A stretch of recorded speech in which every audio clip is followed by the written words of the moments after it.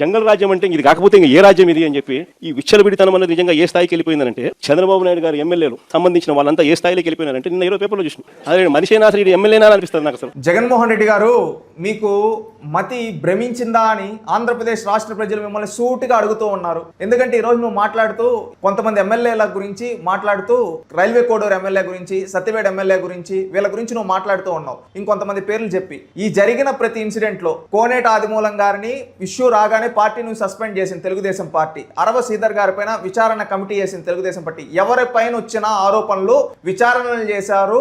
ఆ విధంగా విచారణలు చేసి ప్రభుత్వం సక్రమంగా తన బాధ్యతను తాను నిర్వర్తించింది. పార్టీ తన బాధ్యతను నిర్వర్తించింది. నీ పార్టీలో నాడు మహిళల్ని వేధించిన వాళ్ళపైన తీసుకున్న చర్యలు ఏంటి జగన్మోహన్ రెడ్డి అని సూటిగా అడుగుతూ ఉన్నాం. గోరంట్ల మాధవ్ బట్ట లోడ్ తీసి తిరిగినప్పుడు పార్లమెంట్ పదవికి ఎందుకు రాజీనామా చేయలేదు? ఆ రోజు పార్టీ నుంచి ఎందుకు సస్పెండ్ చేయలేదు? సూటిగా అడుగుతున్నాం. ఈ రోజుకి కూడా పార్టీలోనే పెట్టుకున్నావు కదా గోరంట్ల మాధవ్ని. అదే విధంగా అనంత బాబుని డైరెక్ట్ న్యూట్ కాల్ బయటకు వస్తే కనీసం అతన్ని శాసనసభ సభ్యత్వానికి రాజీనామా చేయలేదు, కనీసం పార్టీ నువ్వు సస్పెండ్ చేయలేదు. అది నీ చరిత్ర. అంబట్ రాంబాబుది ఏంటి? ఈ విధంగా చెప్పుకుంటూ పోతే లిస్టు చాంతాడంతుంది మీ పార్టీలో.